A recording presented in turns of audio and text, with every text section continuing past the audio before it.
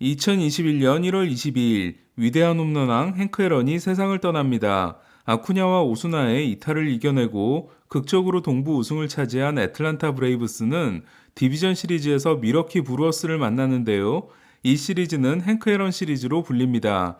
앨런이 애틀란타 브레이브스에서 21년, 미러키 브루어스에서 2년, 딱 두 팀에서만 뛰었고 앨런의 44번이 영구 결번인 팀이 애틀란타와 미러키 두 팀이기 때문입니다. 전에 애틀란타 브레이브스는 최초의 프로팀인 신시내티 레드 스타킹스와 관련이 있다고 말씀드린 적이 있는데요. 신시내티 레드 스타킹스는 1869년에 창단했지만 신시내티에서 수익을 내지 못하자 1871년 보스턴으로 옮겨 보스턴 레드 스타킹스로 다시 시작합니다. 보스턴 레드 스타킹스는 이후 보스턴 브레이브스로 이름을 바꾸었고 브레이브스는 1953년 미러키로 이전했다가 1966년 다시 애틀란타로 오게 됩니다. 따라서 올해가 1871년에 창단해 150주년이었던 애틀란타 브레이브스는 150주년 패치를 유니폼에 붙이는 대신 앨런의 44번, 그리고 역시 세상을 떠난 필 니크로의 35번을 모자 뒤에 새기게 됩니다. 그리고 미러키 브루어스는 44번 패치를 오른쪽 소매에 달게 됩니다. 결과는 앨런이 23년 중 21년을 뛴 브레이브스의 승리였습니다. 애틀란타는 월드 시리즈에서 휴스턴을 만나는데요. 휴스턴의 감독인 더스티 베이커는 앨런을 위해 이기겠다는 말을 합니다. 캘리포니아주 출신인 더스티 베이커는 1967년 드래프트에 나왔을 때 애틀란타로만 가지 말게 해달라고 기도합니다. 당시 조지아주의 대표 도시인 애틀란타는 다른 지역보다도 인종차별이 더 팽배했습니다. 제키 로빈슨도 원래 조지아주 출신이지만 인종차별을 피해 어렸을 때 LA로 이사했고 UCLA에 진학하게 됩니다. 하지만 베이커를 26라운드에서 지명한 팀은 하필이면 애틀란타 브레이브스였습니다. 아들이 걱정돼 따라온 베이커의 어머니에게 행크 앨런은 내가 아버지처럼 보살펴 줄 테니 걱정하지 마시라는 말을 합니다. 베이커보다 15살이 많았던 앨런은 정말로 베이커를 살뜰히 보살폈고 1975년 4월 8일 다저스 알 다우닝을 상대로 앨런이 통산 715 홈런을 날림으로써 베이브 루스를 넘어서게 됐을 때 대기 타석에 있던 선수는 5번 타자인 더스티 베이커였습니다. 애틀란타에 입단해 행크 앨런을 만난 것이 내 인생 최고의 행운이었다고 한 베이커는 1981년 다저스에서 월드시리즈 우승을 합니다. 그리고 샌프란시스코에서 1년, 오클랜드에서 2년, 총 19년을 뛰고 은퇴함으로써 23년을 뛴 앨런 못지않은 롱런을 합니다. 지금은 흔하게 볼 수 있는 하이파이브를 처음으로 한 사람도 더스티 베이커였는데요. 1977년 베이커는 JR 리처드를 상대로 시즌 30호 홈런을 때리게 됩니다. 이 홈런으로 다저스는 베이커, 론세이, 스티브 가비, 레지 스미스 4명이 30홈런을 날린 최초의 팀이 됩니다. 베이커가 홈런을 치고 들어왔을 때 대기 타석에 있던 글렌 버크는 손을 높이 들고 있었는데요. 베이커는 어떻게 해야 할지 잠깐 망설이다가 자신의 손으로 버크의 손을 치게 된 것이 바로 하이파이브의 시작이었습니다. 물론 하이파이브는 1920년대부터 미국 흑인들이 했던 로우파이브를 변형한 것이며 베트남전에서 미국 군인들이 처음 했다거나 1960년대 여자 배구에서 시작됐다는 주장도 있지만 베이커가 버크의 손을 치게 된 순간부터 하이파이브가 유행한 것은 사실이었습니다. 현역에서 은퇴한 후 투자은행에서 브로커를 하기도 했던 베이커는 1988년 샌프란시스코의 코치가 됐고 1992년 12월 당시로서는 최연소였던 43살의 나이로 샌프란시스코의 감독이 됩니다. 베이커는 복받은 감독이었는데요. 베이커가 감독으로 데뷔한 1993년은 베리 본즈가 샌프란시스코로 건너온 첫 해였기 때문입니다. 샌프란시스코에서 10년 동안 본즈와 함께하며 더 매직이라는 별명을 얻은 베이커는 2003년 시카고 컵스의 감독이 됩니다. 당시 컵스 팬들의 지지와 신뢰는 엄청났는데요. 달러 뒷면에 있는 In God We Trust를 변형한 In Dusty We Trust가 새겨진 티셔츠를 맞춰 입고 다닐 정도였습니다. 베이커가 복받은 감독이라는 건 샌프란시스코, 컵스, 신시내티, 워싱턴, 휴스턴, 베이커가 맡았던 5팀 모두 베이커가 팀을 맡을 당시의 전력이 상당히 올라와 있었다는 겁니다. 이에 베이커는 역대 최초로 5팀에서 지구 우승을 만들어낸 감독이 됩니다.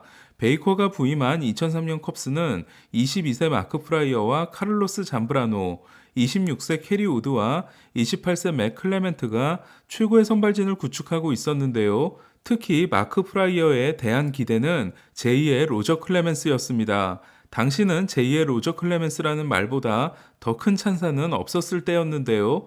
드래프트 당시 프라이어에 대한 평가는 대학 야구 역사상 최고의 투수, 타자들을 배려해 체인지업을 봉인한 투수, 메이저리그의 직행에도 당장 3선발을 맡을 수 있는 투수였습니다. 2001년 드래프트의 최대어였던 프라이어는 1순위 지명권을 가진 미네소타 트윈스가 연고지 고교 포수인 조 마우어를 선택함으로써 전체 2순위로 컵스의 유니폼을 입게 됩니다. 2001년은 코리 패터슨이 조시 해밀턴과 조시 베켓 사이 BA 2위, 최이섭이 42위였던 엘버트 푸올스를 제치고 BA 22위에 오른 해였습니다. 비록 패터슨과 최이섭은 기대에 미치지 못했지만 프라이어는 그렇지 않았는데요. 원래 서두르려고 하지 않았던 컵스는 마이너리그 9경기 만에 프라이어를 메이저리그에 올리기로 했고 2002년 5월 23일에 있었던 프라이어의 데뷔전을 본 저는 얘는 진짜다라는 생각을 하게 됩니다. 19경기에서 6승 6패 3.31을 기록한 프라이어는 베이커 감독이 부임한 2003년 211과 3분의 1이닝 18승 6패 2.43을 기록하고 에릭 가니에와 제이슨 슈미트에 이어 사이영 투표 3위를 합니다. 승리 기여도가 생기고 나서 알게 된 건 그의 프라이어의 팬그래프 승리 기여도 7.82, 페드로 마르티네스를 제친 메이저리그 1위, 레퍼런스 승리 기여도 7.4는 로이 할러데이와 페드로 마르티네스에 이은 메이저리그 3위이자 내셔널리그 1위였다는 겁니다. 컵스는 애틀란타를 3승 2패로 꺾고 디비전 시리즈를 통과합니다. 1차전에서 7과 3분의 1이닝 11K 2실점 승리, 5차전에서 8이닝 7K 1실점 승리를 거둔 캐리 우드가 하드캐리한 시리즈였지만 프라이어가 포스트 시즌 데뷔전을 치른 3차전이 시리즈의 분수령이었는데요. 당시 35세 매덕스와 22세 프라이어의 대결에서 매덕스는 6이닝 2실점으로 선전하지만 프라이어는 9이닝 7K 2피안타 1실점에 완투승을 따내게 됩니다. 플로리다 말린스와의 NLCS 2차전에서 다시 7이닝 5K 2실점 승리를 따낸 프라이어는 6차전 마운드에 올라 7회까지 2피안타 2볼넷 무실점이라는 무시무시한 피칭을 하게 됩니다. 그리고 저주의 파울볼 사건이 일어나게 되죠. 지금도 논란인 건 바트먼의 방해가 없었더라도 알루가 그 공을 잡을 수 있냐는 건데요. 당시 너무 크게 화를 냈던 알루는 처음엔 잡을 수 없는 공이라고 했다가 나중에 잡을 수 있었다고 말을 바꿉니다. 저는 잡을 수 없었다고 생각하고 있었는데요. 다시 보니까 알루가 워낙 잘 따라갔기 때문에 잡을 수 있었을 것 같기도 합니다.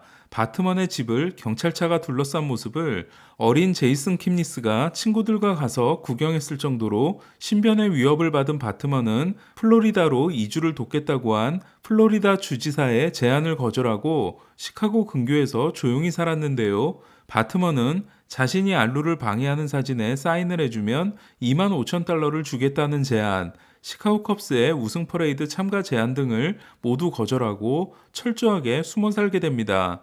당시 그날의 경기로 돌아와서 바트먼의 도움으로 살아남은 루이스 카스티오가 9구 볼넷을 골라나감으로써 1사1, 2루가 됐을 때 프라이어의 투구수는 이미 114개였습니다. 컵스가 3대0으로 앞선 8회였고 프라이어의 앞선 두 경기 투구수가 133구와 116구였기 때문에 교체를 해줘야 하는 상황이었는데요. 하지만 베이커 감독은 이반 로드리게스에게 적시타를 맞아도 유격수 실책이 일어나도 교체하지 않다가 데릭 리에게 동점 2타점 2루타를 맞고 나서야 프라이어를 교체하게 됩니다. 그리고 컵스는 멸망하게 됩니다. 지금도 프라이어의 몰락에 대해서는 많은 원인이 제기되고 있는데요. 톰 하우스가 만들어준 최고의 투구폼이 원래는 위험한 투구폼이었다고 주장한 인버티드 W의 크리스 오리얼이 2005년 콜로라도 브레드 오프에 117마일 타구를 맞아당한 팔꿈치 골절상, 대학 시절의 혹사 등이 제기되고 있지만 저는 베이커 감독의 혹사가 결정적이었다고 봅니다. 대학 3년 내내 많은 공을 던진 프라이어는 2002년 21세 시즌에 마이너리그 포함 168이닝, 2003년 22세 시즌에 포스트 시즌 포함 235이닝을 던졌는데요. 문제는 당시의 프라이어는 아직 투구수 관리가 안 되는 투수였다는 겁니다.